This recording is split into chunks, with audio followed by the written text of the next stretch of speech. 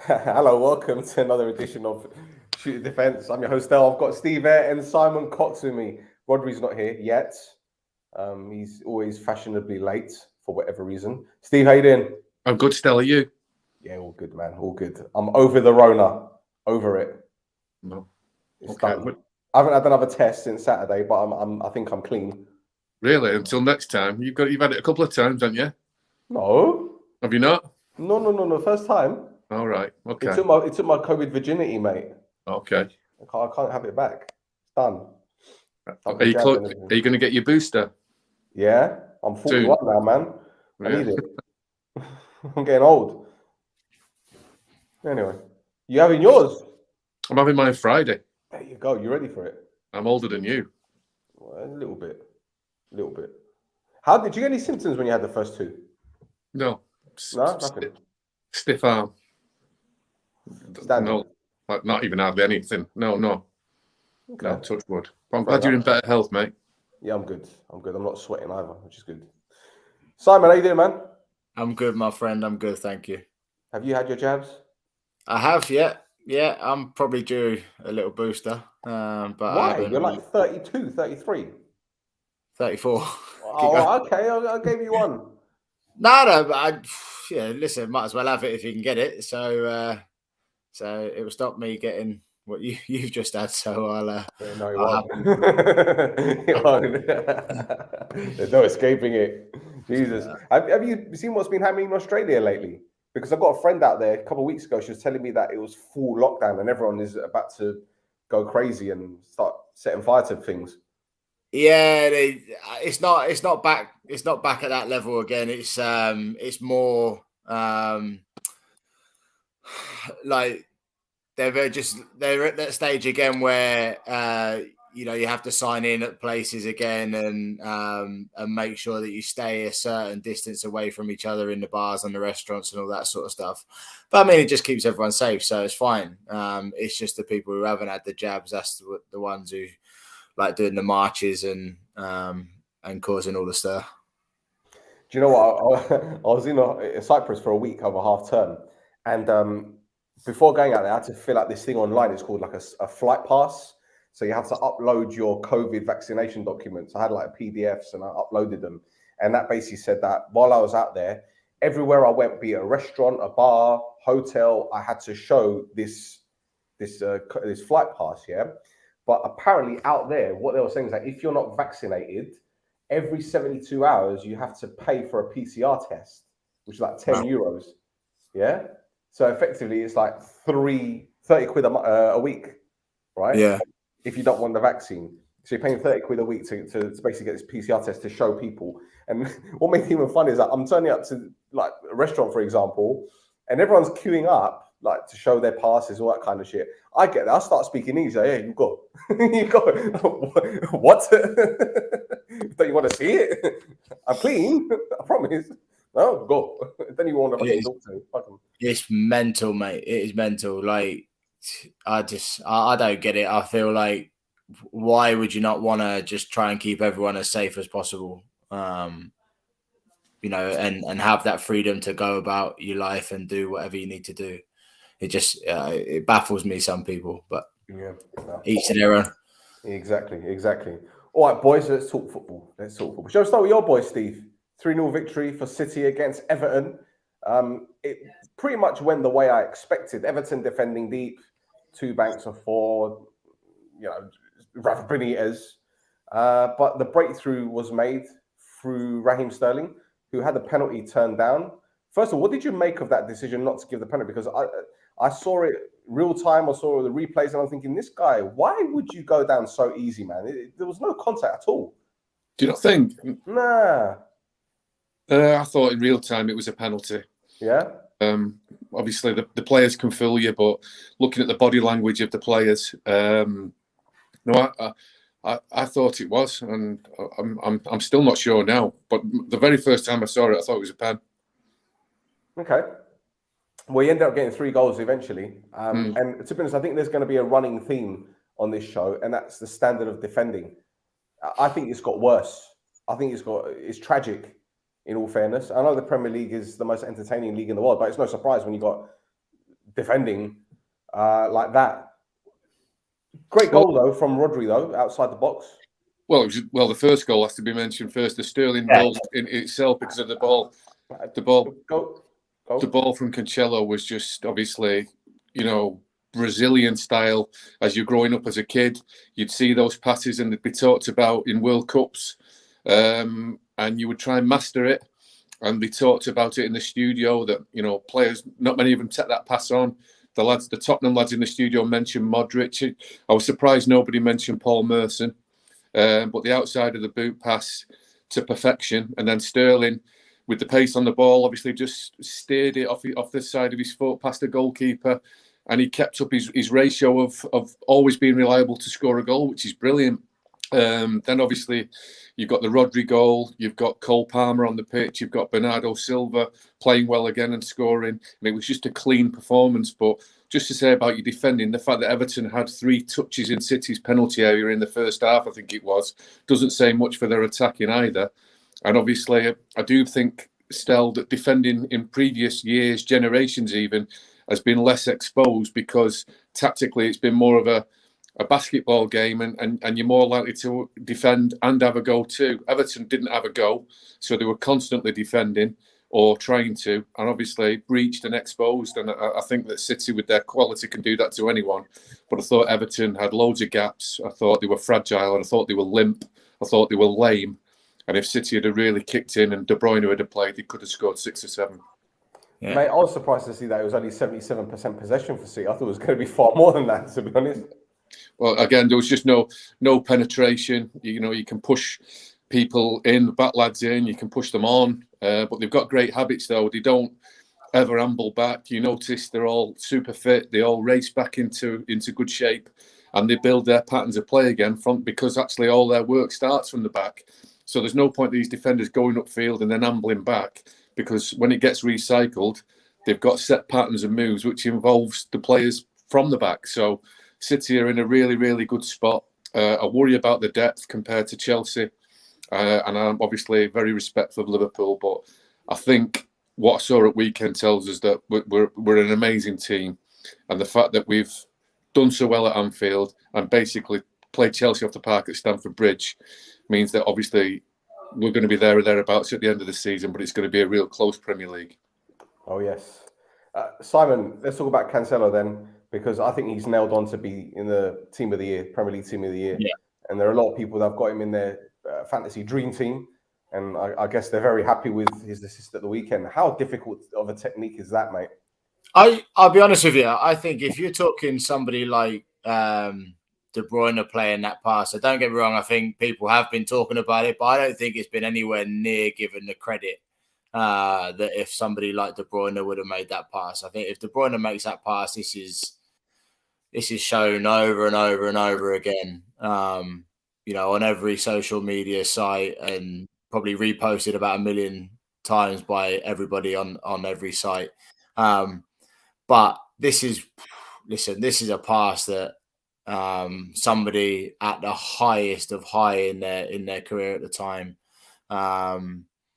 who is playing with such confidence, who can see that pass. Listen, the run from Sterling's a great run, sort of on the blind side, but to be able to execute that pass outside the right foot, I mean, listen, this is obviously going to be pass of the season, and the fact that it goes, Sterling's able to convert and it goes in, makes it as well, which is great. Yeah, I agree. That's key. That some people can try that ball and actually pull it off. Not many, because it was amazing.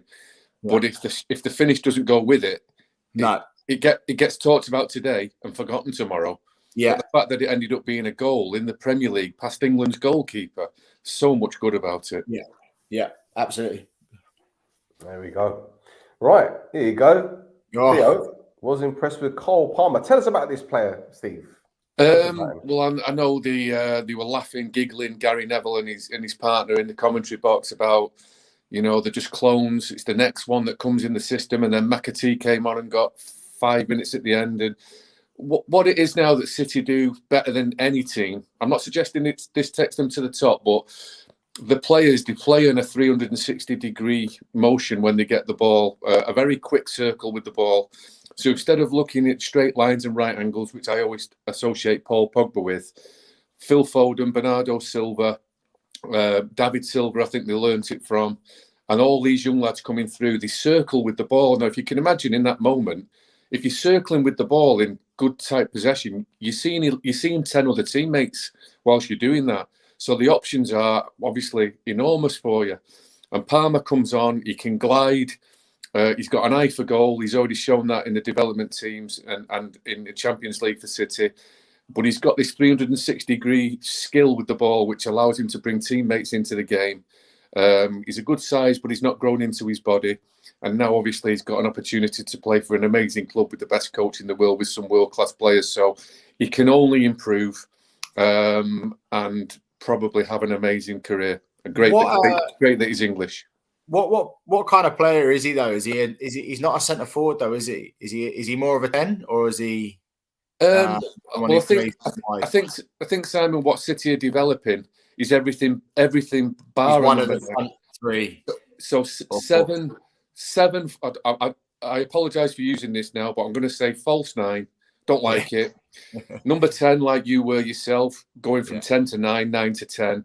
11, impact sub, and dropping into your own half to make the numbers up in midfield to take the ball and not lose it. So all of a sudden, you're suggesting he can do that, but so can Bernardo Silva, so can Riyad Mahrez, so can Phil Foden, so can McAtee that came on, so can Ferran Torres. It's what we are developing at the club under this manager, and nobody else is doing it. It's unique, but at the same time, you know, it's a niggle for me, a little bit of an irritation that these seem to be on a conveyor belt, but the centre forwards aren't, and we're doing well without one, but of course we need one. Do you think that changes if you go out and sign a centre forward, number 9? Yeah. I think City improve the moment they sign a centre forward. At the same time, if it is January, Torres will be back too. But I'm not convinced he's great, but I'm not convinced he's Manchester City's future as a centre forward. And then these lads who can all take the ball will just rotate with the minutes that they get, playing on the left wing, on the right wing, or in Bernardo Silva's case this year, dropping back into midfield and being the same player 10 yards further back and being amazing. So it's obviously... By the way, he's like, he was out the door, wasn't he, at the start of the season when Grealish came in, and he's just literally knuckled down and got himself in the team, and now he's probably one of the first names on the team sheet, isn't he, really? Yes, they've got so much, Simon, and we know Grealish is brilliant. We know the 100 million price tag is nothing to do with him. Somebody else chose that. We know he was a darling of Aston Villa. We know he's an amazing player, but the other guys have got more tools to do the job. You know, like if Phil Foden plays in that position at Old Trafford in the derby like he did, he's got more tools for the job. And if you can't go past Wan-Bissaka, you'll do different things. But Grealish is very much one-styled, I believe, but mega talented. But all the ones you've mentioned now, they've actually got more tools in the kit bag. I think Grealish will develop more next year. He'll have a year under Pep. Pep will teach him different things. He'll teach him different way of playing. He'll expect a little bit more from him, like he did with Mahrez. You know, Mahrez went on to do some great stuff. Simon, I totally agree with you. But what I will say is, it was the same case last year for the last 6 months of the season, up to the Champions League final, when Phil Foden took all Raheem Sterling's game time off him. But Raheem Sterling played in the Champions League final. Also did Phil. And I just think the same again with Grealish this year. Nobody's better at playing left wing for Manchester City than Phil Foden. Grealish is amazing, and Ferran Torres is amazing, and Raheem Sterling is amazing. But the best one for the job, who's got the most clubs in the bag, the most tools in the bag, is Phil Foden. Yeah. I agree. I think, listen, he could be absolutely anything he wants to become. So I don't know where the others get the time, because if we're, that's where he plays his best games for City, Phil Foden. So I don't know where the others get the match experience, the minutes, but we know that they're amazing players. You'll end up losing a few, I think, possibly, but maybe not January, but possibly in the summer. There's a few.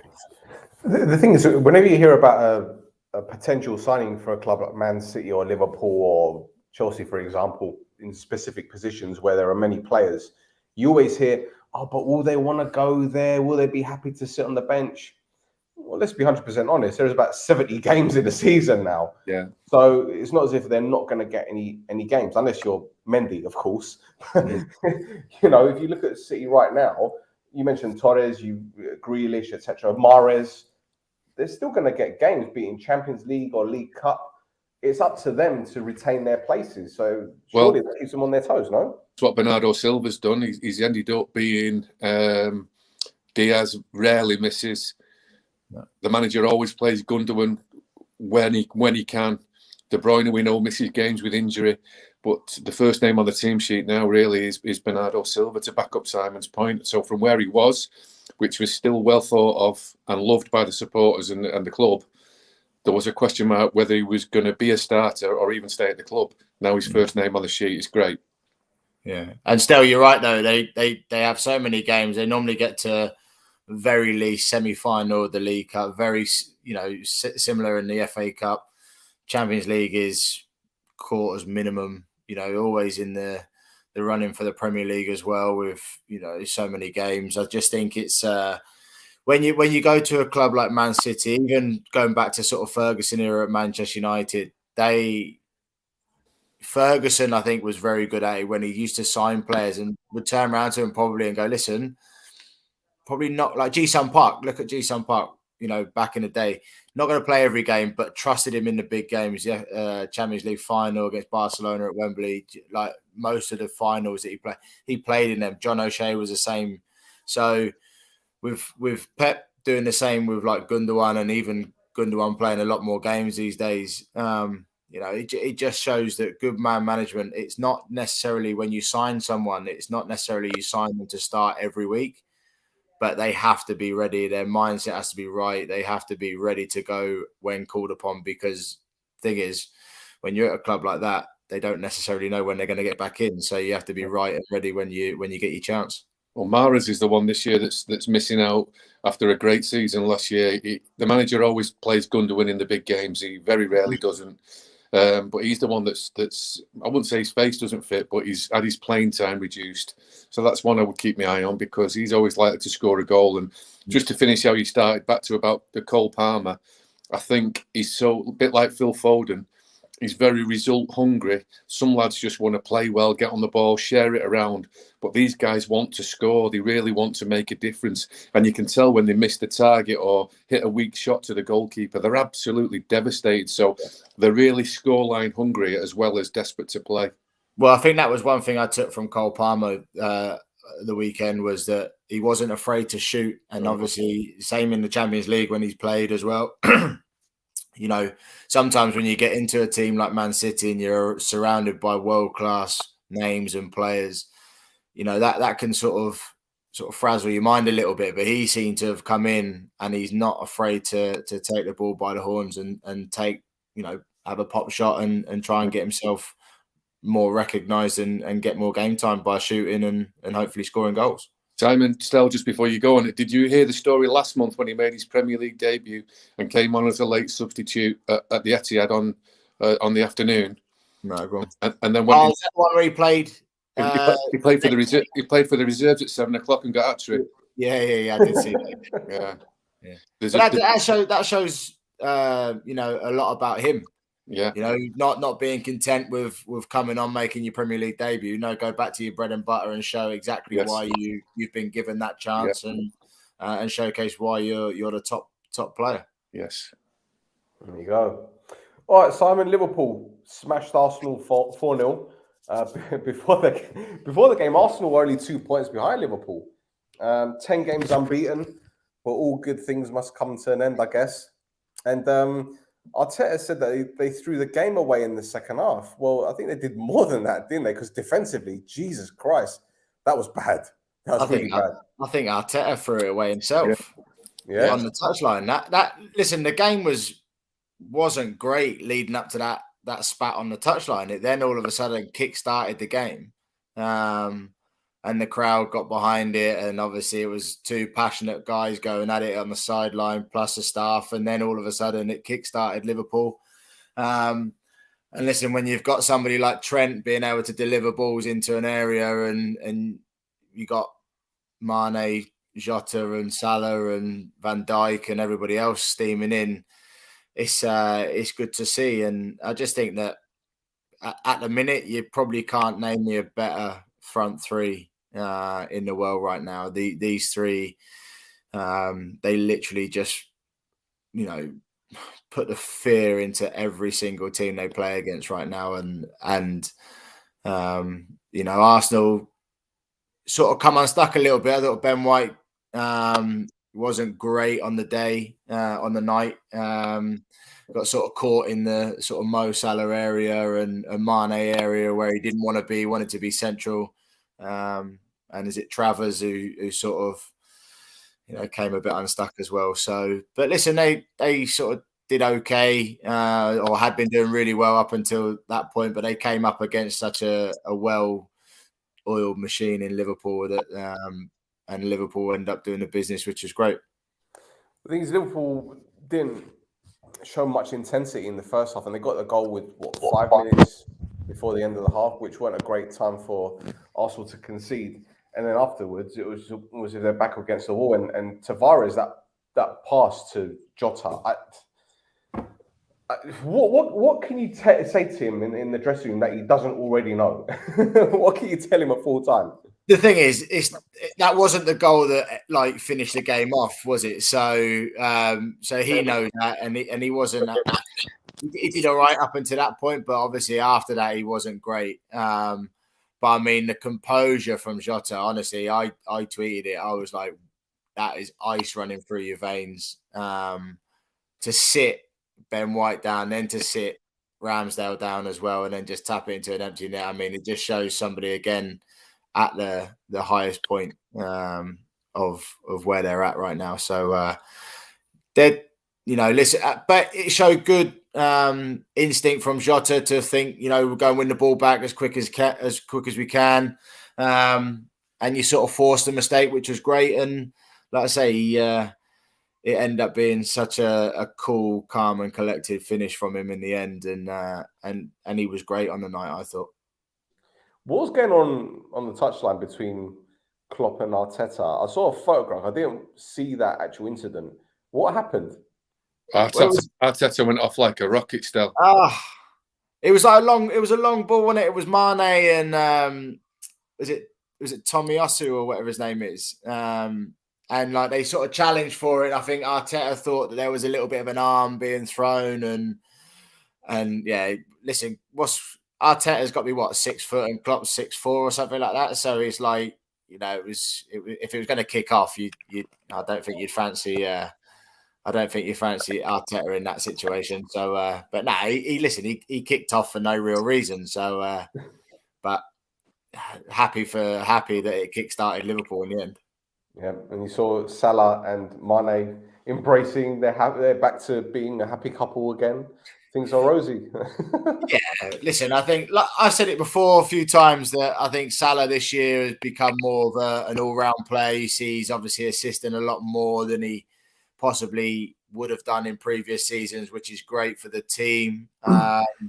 He still ends up I don't think he would have been happy unless he got his goal. He ends up getting his goal, and then and obviously Minamino coming on and scoring as well, which is, it just shows that there's a little bit of a good vibe going through Liverpool right now. Simon, I think that Mane is playing almost back to his best as well, because Alexander-Arnold's back in the team, and obviously the ball comes to the back post now. Would you agree?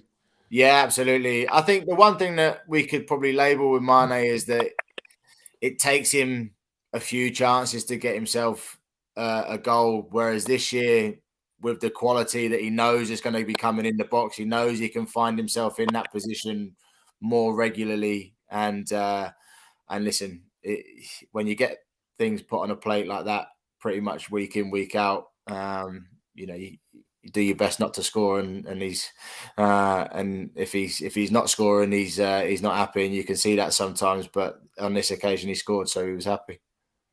Well, we've got a gentleman in the chat that's not happy. He's an Arsenal fan. Mr. Sentiment. Where's the ambition for Arsenal? Did okay to only hold a 4-0 slapping mid-table aspirations.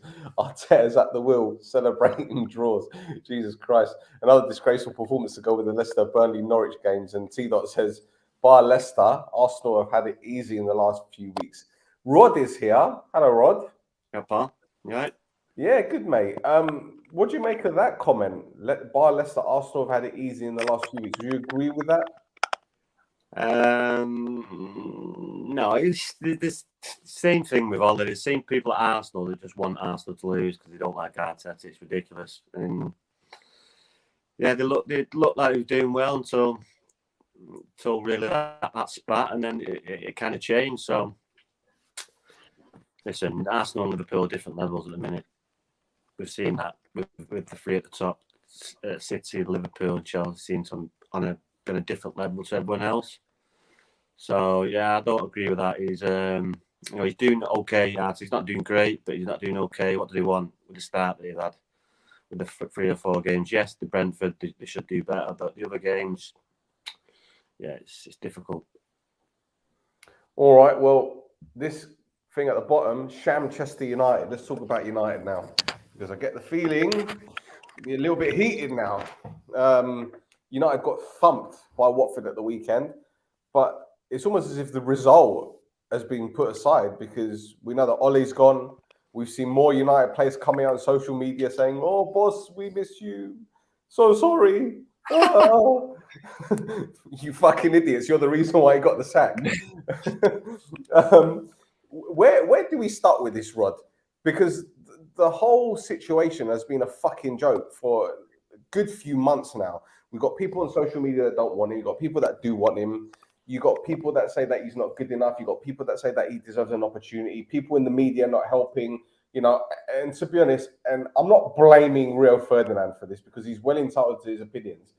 But fucking hell, talk about setting up a guy to fail when you say, Ollie's at the wheel, build a statue, United are back. But to sack him, the way that they've done it, and just to add to that, to get him in front of a fucking camera, the guy's in tears, and they put it all over fucking Twitter, knowing full that A, right, people are going to comment on that. They left the comments open, right, for everyone to see, and B, it's just going to be another way for United to say to the next shareholders meeting, "Oh, we got 4 million views for that. That's great." Oh, where do you start? It's just I put it on a platter for you, man. We have to remind ourselves this is, if they're not the biggest club in the world, and yeah, it's just, you know, Gary Neville explained it perfectly. You know, you look at across the city and what City you're doing, and you look at Old Trafford, the crumbling Old Trafford. It's embarrassing. It is just embarrassing, and the way you treated, he's just a club man till the end, a yes man till the end. He's a yes, I didn't want him to go, but you know, after that Watford, it's fair. You can't really.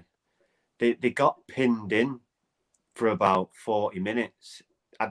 It was a point at the first half. I was thinking, wait a minute, have I seen Ben Foster yet? I don't think I've seen him. And it was like 25 minutes in. We're playing Watford. So, yeah, it's, you know, you can't really grumble. Yes, I want him to see it out, but, you know, it's at the end, that interview, it looked where he said, how low are you? You know, he had to take a breath and just say very. It's painful to see a club legend like that doing his best, working his hardest, but ultimately it just wasn't good enough. And the support staff that they had around him, you know, they should be all gone. Michael Carrick taking over is just, yeah, it's just wrong. He was part of that. Because normally the backroom staff go with the manager, don't they? But they're all there. And that's another thing, you know. If you're great mates, which they say they are, then if that was me, then I'd be going with you. You know, it's just bad. And then to have an interim it's just like what? Just feeding these fucking vultures of Sky Sports and Talk Sport to talk absolute shit on the daily for the next 6 months. It's just going to be painful. But that just shows where United are as a club at the minute, doesn't it? It's just like because if you can sack a manager without having somebody pretty much ready to go, it just shows that they're not in a great place behind the scenes, let alone on the pitch. And whoever, like, listen, if Michael Carrick goes and wins 2 games, 3 games, however long he's in charge for, then the next guy comes in, he wins 2 or 3 games, get into January, bring players in, sees out the rest of the season. If he starts doing really well, are they going to give him the job, or are they literally just going to be like, no, you've got the rest of the season, and then we're going to bring in whoever it is? Like, it just shows that United are in a bad place. But side, you're like, if you're one of them players and you usually have change when the new manager comes in. It's the same face. It's not, and they've got the same views. He said that himself in his interview today. So but normally you'll get that upturn in results as well, won't you? If you bring a new person in, that's what I mean. Yeah, you're expecting the results to change, but how are they going to change? It's not a different face. It's not a different. It is a different voice, but it's kind of the same thing. So it's not, like I say, it just shows that they're in a really bad place at the minute, and obviously the fact that Conte took the Tottenham job probably shows how far they are behind as well, because they probably would have appointed Conte if he had still been at Inter Milan. So I don't even know, man, because the way that Conte operates, right, he doesn't mess around, and he tells it like it is, and they don't. That's want what we that. need, Stel. That's what we need. Yeah, but I agree. But the these players owners don't want the that. fucking asylum, so that's wrong. It should be a manager that tells them what. It shouldn't be the Ronaldos. They'll think Ronaldo's saying this or Bruno Fernandes. No, the buck stops from the manager and the managers. And it seems like some of the players now seem to be running. It's wrong. Mate, we did a show 2 weeks before Mourinho got sacked, and we were saying the tail is wagging the dog. Yeah, so it's not as if this is the first time we've been talking about. Even Roy Keane, when Solskjaer got the job permanently, Keane said on Sky Sports, these players will throw him under the bus. They've done it with Van Gaal, they've done it with Mourinho, they're going to do it with Ole, and they're going to do it. Some of these players are his players, mate. His captain. Come on. It's just a poor performance, and he ends up getting sent off. Ole doesn't help himself by getting off his seat to high five him.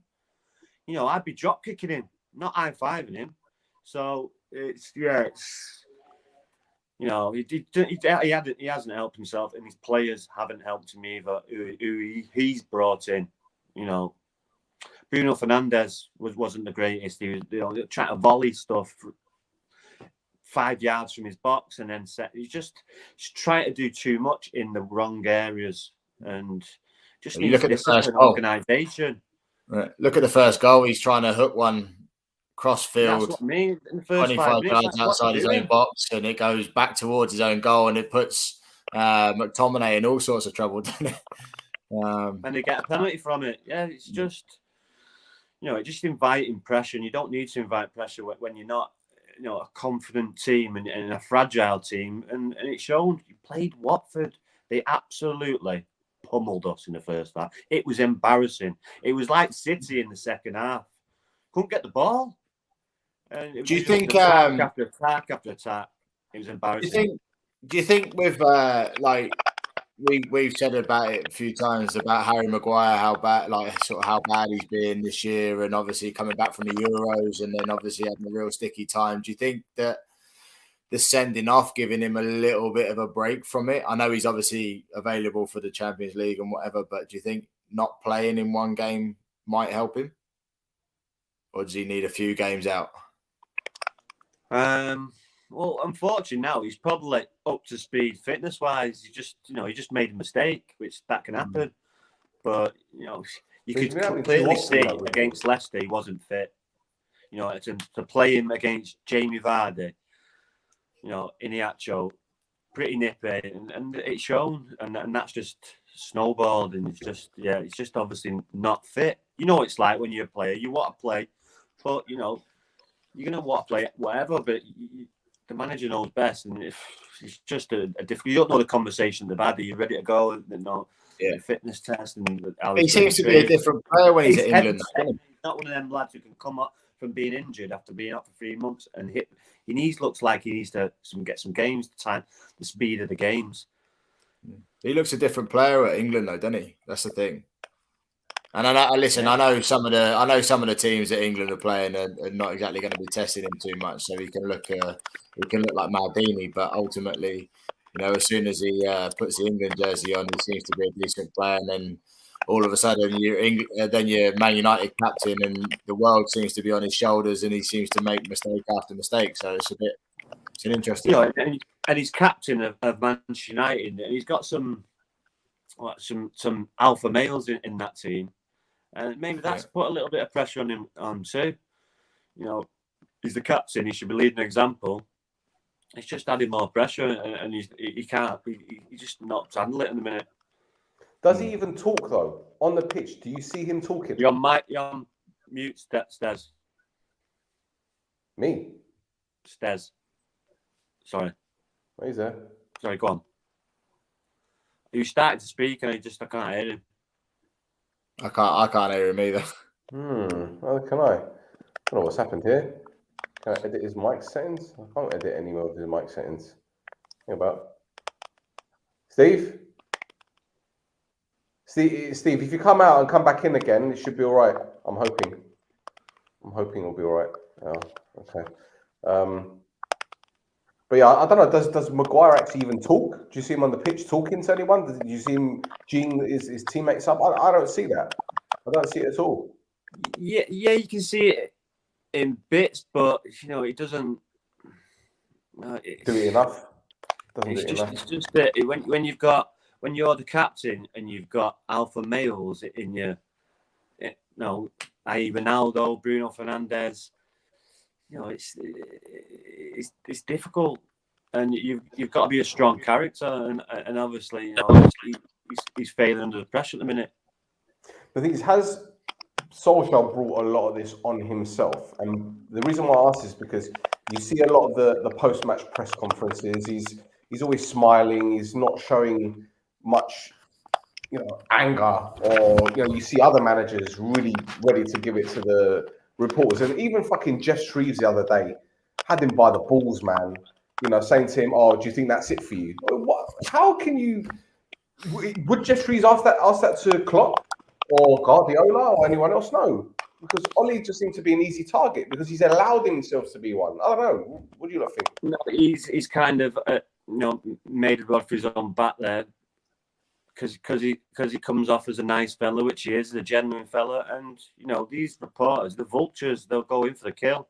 And Jeff Shreves, even though being experienced, he had him on toast, and yeah, he wants to be the first one to get that first bit of scoop though as well, doesn't he? Especially after a game, emotion, all that sort of stuff. So he's going to ask that horrible question just to try and get that reaction, isn't he? That's the thing.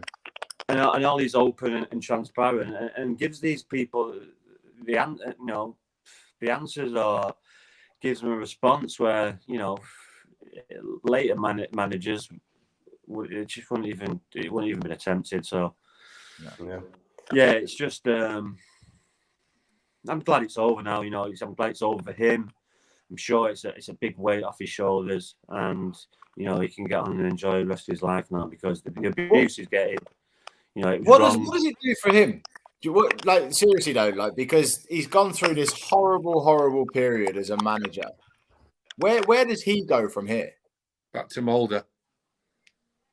So his career as a manager in the English league is pretty much tainted. Is done. That's got to be it for him because he can't. He's never really going to see him probably go to because he's theoretically he's not done great. Has he really for a club, and it's so high profile that he's not going to then go and get a Newcastle job or an Everton job. He's probably not going to look at a Championship club. So what does it do for him? Where does he go now? You say Mulder. Goes home. Is that his comfort? Yes, exactly that. It's a living. It's still a club in his heart. He's back home. He'll bring his family back up. He says he's been at Manchester United 18 years. And from his point of view, with a load of money in the bank. He's still got the love of the Manchester United supporters in the main for his status. He's going to go back home and get some football respect and some self-esteem, I think. And then what? Try and go again? Just survive, Simon. Just be in the game. Just be on the treadmill. Yeah, but you know what? If you think about it, all the current staff at United, as we said a few weeks ago, it's jobs for the boys. Yeah. And if you look at, for example, Mike Phelan, who was in Australia, came to United.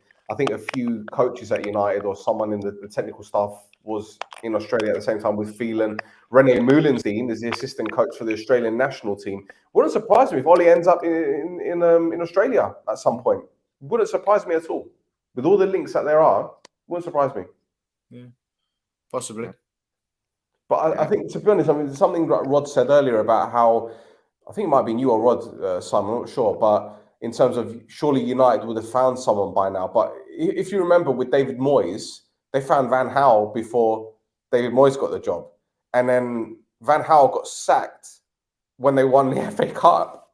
And Mourinho came in the same fucking evening. Whereas now, there's no plan because there's no one there. There's no one there.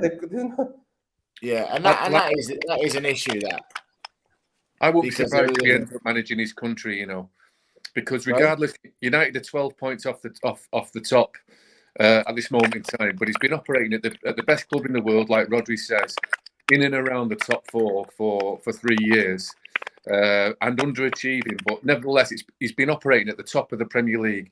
That will give him enough stock to go back to his country and manage, or even manage his country, in my opinion. So what next, Rod? Because we've seen the rumour about Zidane. Tonight, apparently, according to the MEN, Pochettino says that he can lead United. And this is a guy that is struggling in France at this moment in time. So what's next? Are we going to have to wait until the summer for a new guy to come in? Are they waiting until January? Is there a plan? So many questions. Did you just say he's struggling in France? Is he not? It's 12 points clear. Points clear. He's not lost a game in the Champions League. But they didn't win the league last season.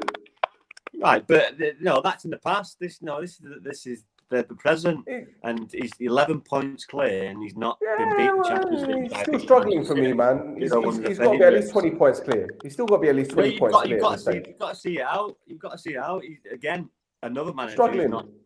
He's not won anything. Struggling, mate. He's struggling. He's not won anything. 20 points clear. With Messi and Neymar. He'd be struggling if he was managing Cyprus. Let's say it right. But definitely. No, he'd have had a bomb in his car by now, so don't worry about that. He's doing all right. But like I say, he's not won anything, so it's a difficult one because there's not many managers out there that won anything. You've had the chance on Conte, you didn't take it. Yeah, this Ajax manager. I don't know enough about him, but he seems to be doing a really good job. The top of the league, they've only conceded 2 goals. They've got a structure. They've got a structure. There's a difference. Yeah, which experience. You got a technical director that doesn't take part in training sessions. Yeah, a technical director that doesn't sit on the bench giving Ronaldo instructions. Wow. Well, Ajax is a well-run club, and it has been for many, many, many years. So. Lads, do you mind if I ask you, Stel, do you mind if I ask you a question, and the lads? Far away. What has happened to the role of the assistant manager? Because, as I know it, if your manager in any employment, but certainly in football, if your manager's off, going watching a game, he's ill, then the assistant manager is given that position for a reason, that you become the manager because you are the assistant manager.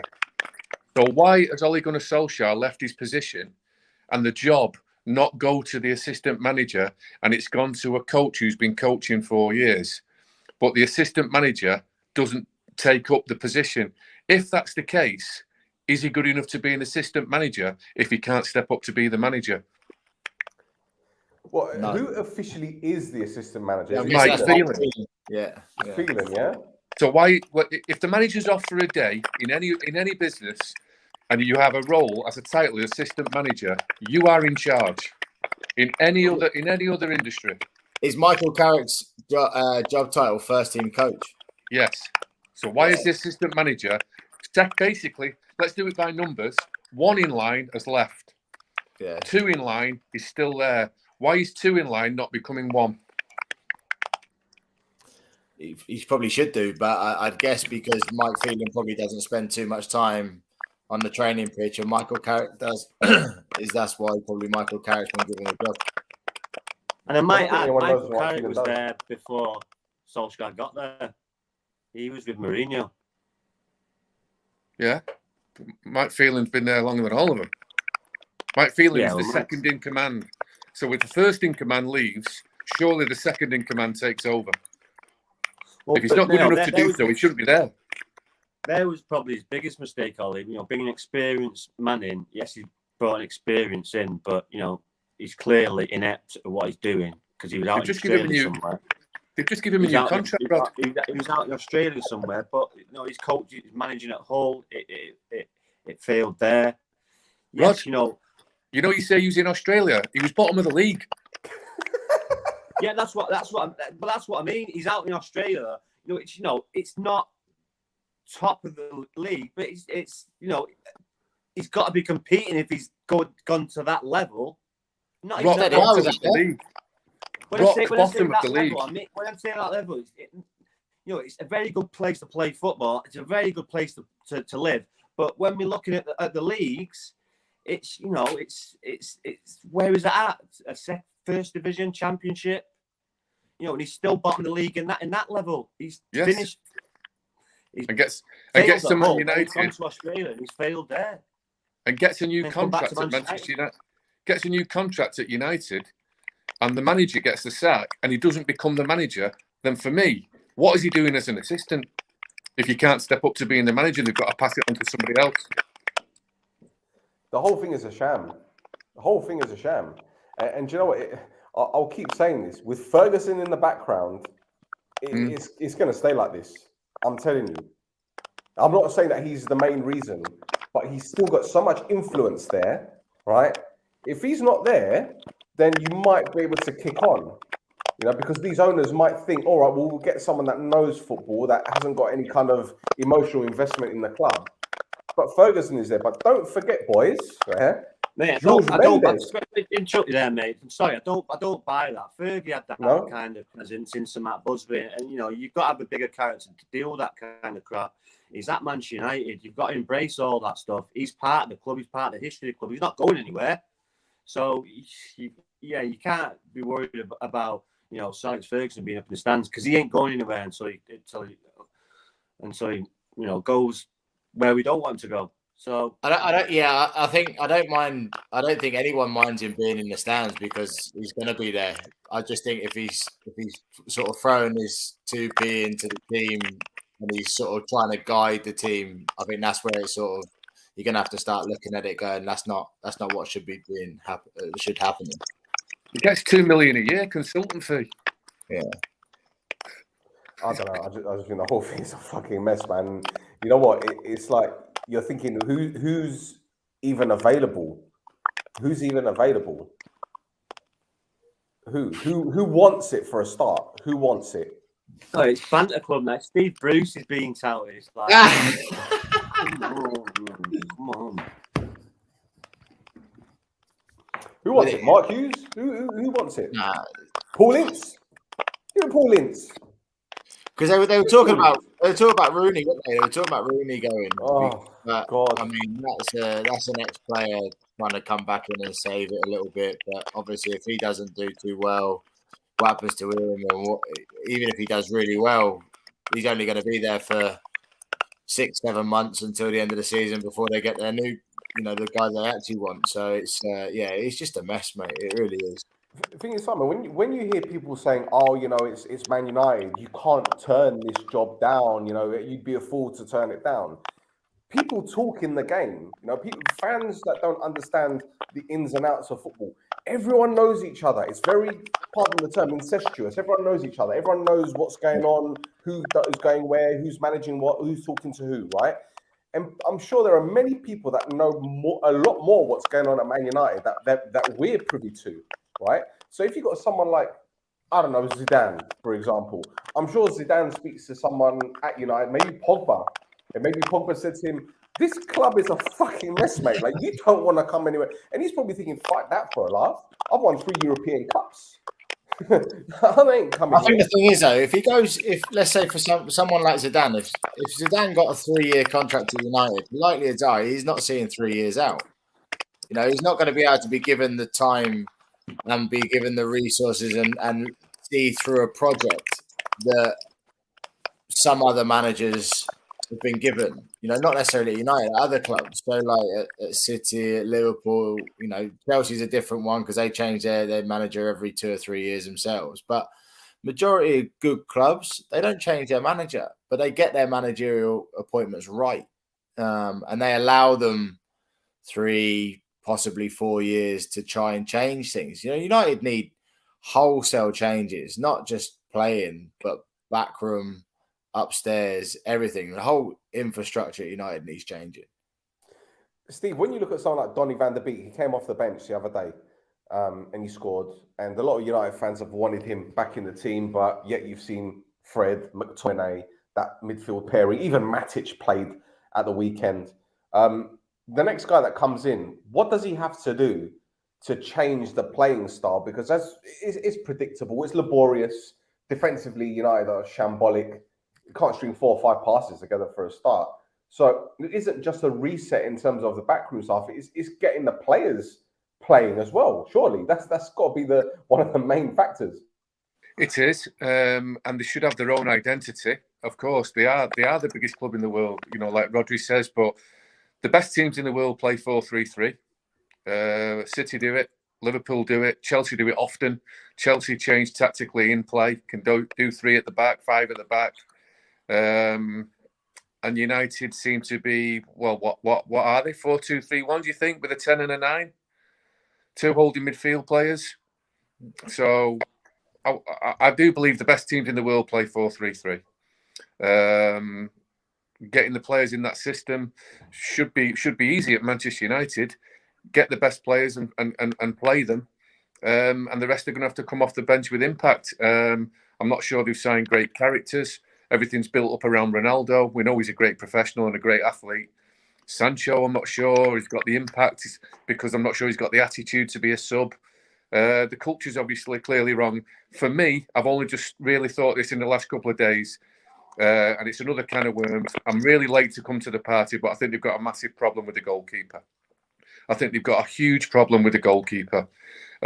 He saved Noble's penalty. He kept the score down against City, and he is absolutely amazing saving shots from his line. But he can't distribute the ball. So United never get started off in their own half. Ramsdale's doing it now at Arsenal. Ederson does it at City. Becker does it. Alisson Becker does it at Liverpool. Kasper Schmeichel does it at Leicester. The goalkeeper at Manchester United cannot distribute the ball, so it doesn't help them where the game is played so often in a half, in your own half. Manchester United's first start point with the ball can't deal with it.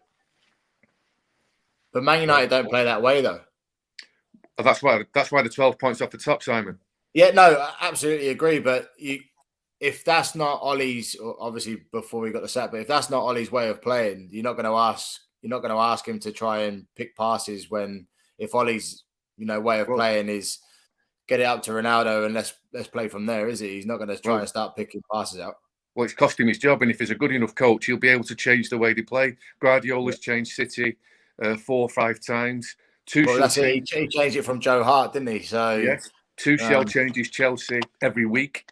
Tuchel changes Chelsea every week. If you're a good enough coach, you make your players or you get the players to do so.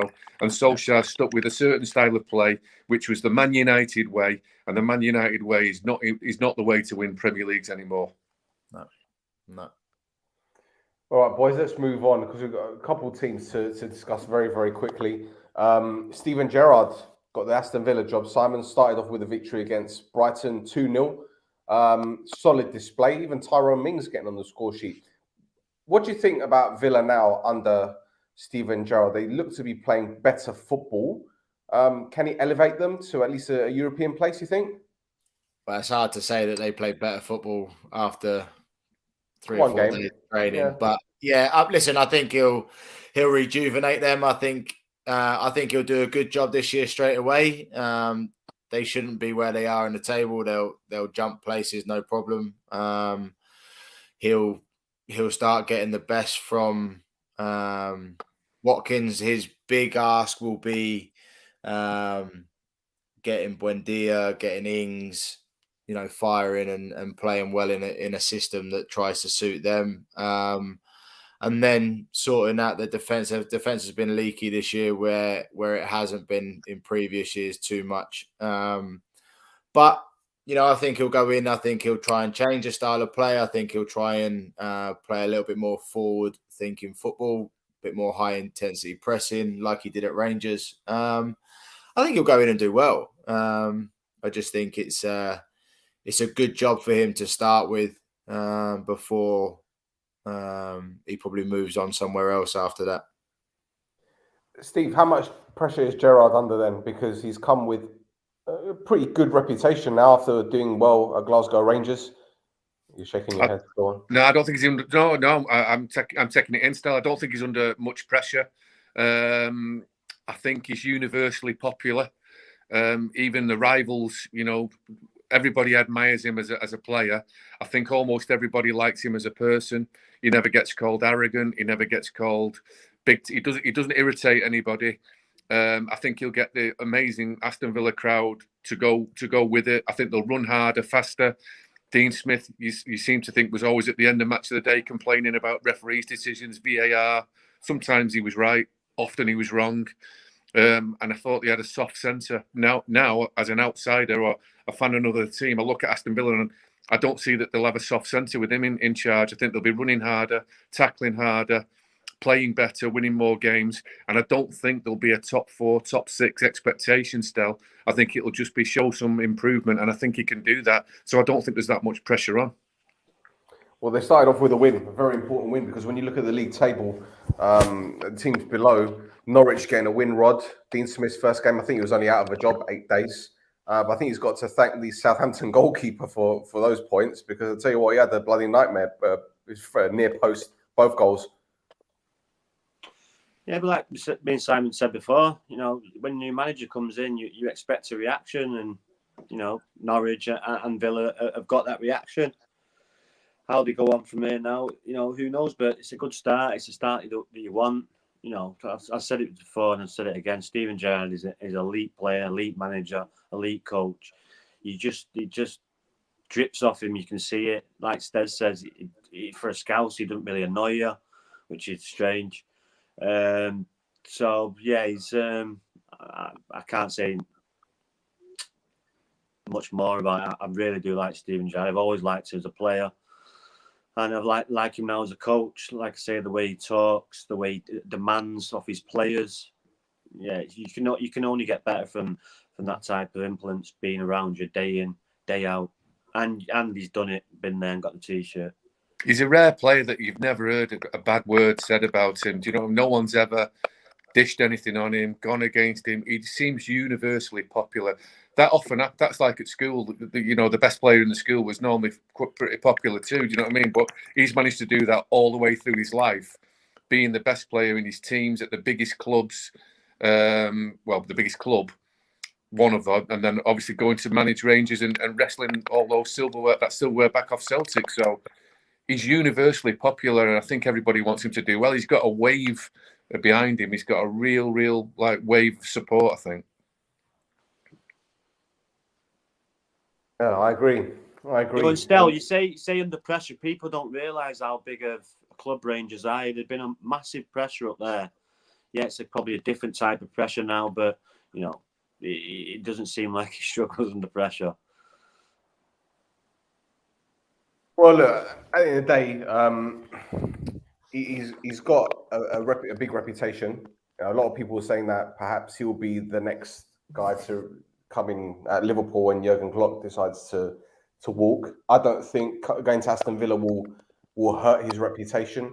As you mentioned, he did really well at Glasgow Rangers, and I know people can say, "Oh, it's only the Scottish League," but for crying out loud, he went the whole season unbeaten.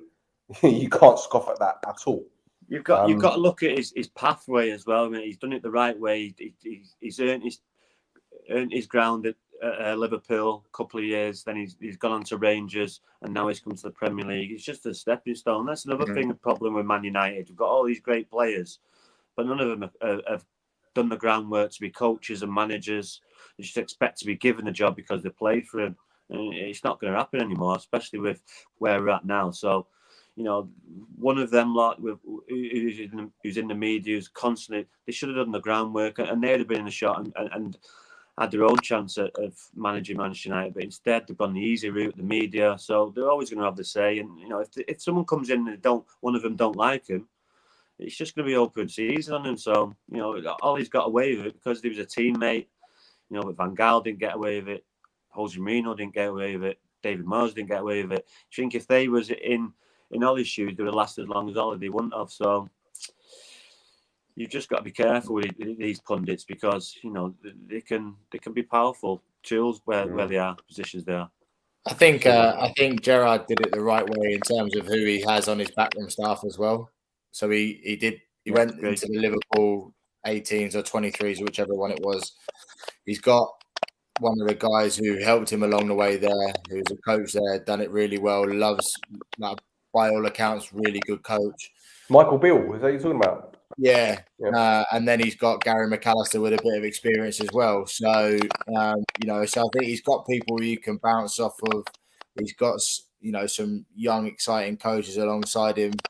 And Gerrard, listen, he uses respect straight away. As soon as that person jumps in the dressing room, that's your level goes up straight away, and he'll tell you and he'll be able to show you and demonstrate, which is what good coaches do. They get on the pitch and they go, I want you to play that pass and I want you to play exactly this way with your right foot or your left foot, and if you can't do it, I'll show you how to do it, and then we'll stay out 10 minutes after training to do that so that we get you to the level that I expect you to. So I think he'll go into Villa straight away. And he'll get them going, and he'll get them to a higher level than where they have been or where they were under Dean Smith. Stel, I think he'll be fine because he's not a top four threat to all the big fan bases. Frank Lampard, for instance, he was mega popular, but because he was managing Chelsea, people were, or if John Terry took a job, for instance, or Rio Ferdinand, they would split opinion. But I don't think Steven Gerrard is a dislikable character to the top four fan bases. Now, if he came to manage Liverpool, eventually we think he will do. I think then all of a sudden then people will start having more pressure, possibly having a different opinion on him. But Aston Villa, you guys are United supporters. I think Simon's a Liverpool supporter. I'm a City supporter. We won't be offended by Steven Gerrard and Aston Villa. And if they've got to go from 16th to 10th, I think we'd be really, really pleased for him. I think his thing is he's got to try and get them into the sort of tail end of the Europa League places, isn't he? That's going to be his aim for the next sort of 2 or 3 seasons, pushing the likes of like Leicester and sort of back end of like Tottenham and stuff like that. That's where he's going to be aiming because of the funding that they've put into the football club. Absolutely. All right, boys, let's just finish it with one more game. And this, I've been waiting for the past couple of days for this one. Leeds United losing 2-1 to Spurs. Conte's first win, Spurs head coach in the league. But Leeds down to 17th, 2 points off the relegation zone. Marcelo Bielsa, who many have written books about. Apparently, he's a massive influence on Guardiola and other very good managers. What's going on at Leeds now? Honestly, this is actually getting serious. This is going under the radar at the moment because of the way that other managers are doing. But what's going on with Leeds? They can't defend to save their fucking lives, can they? No. Go on, Si. No, I actually thought at the start of the season, I think they'd go down. Really? Yeah, I thought they'd struggle massively then this year. They've been under Bielsa for 3 seasons now, or maybe 4, is it? Listen, by all accounts, I know a few lads there, some good friends of mine there, and they work so hard. I don't know whether a blowout will be a little bit of a thing for them, but I just think that it's. I think they'll seriously struggle. Listen, if they stay up, it will be by the skin of their teeth, I think. But I fancy them to be in trouble this year. Yeah, great. Steve? I everything you said in your question, Stel, I've got the same Negative curiosity. Simon's covered it superbly.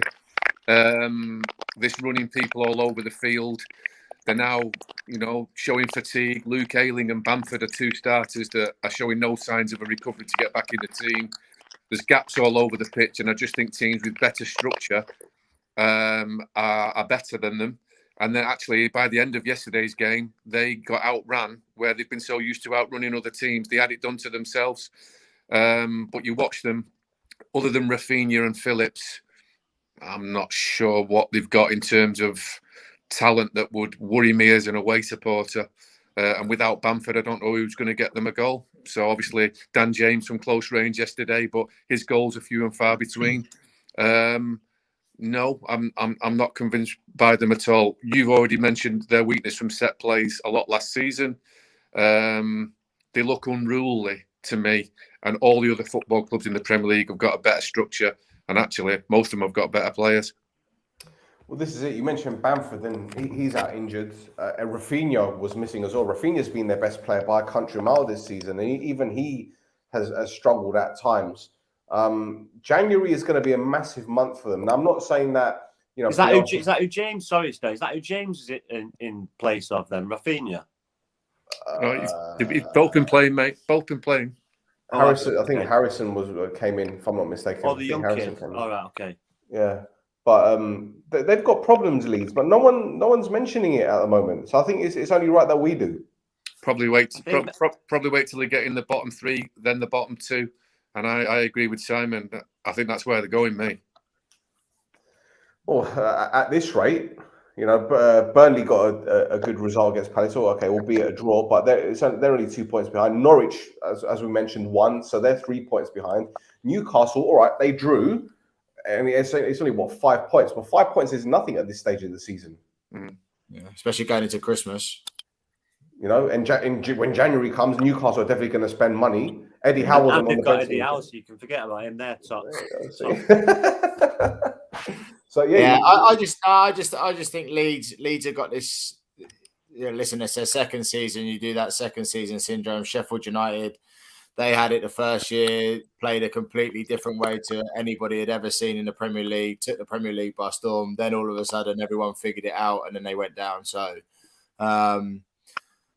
I feel like Leeds are very, very similar this year. They played pretty much man-for-man marking job, ran over teams, fitted them a lot of teams, come unstuck in the big games, but majority of the mid-table teams and the bottom teams, they sort of ran over them and got enough points last year. Bamford had a really good season. This year, it's been few and far between. Got injuries, haven't got strength in depth, and can I really see one thing happening really with them.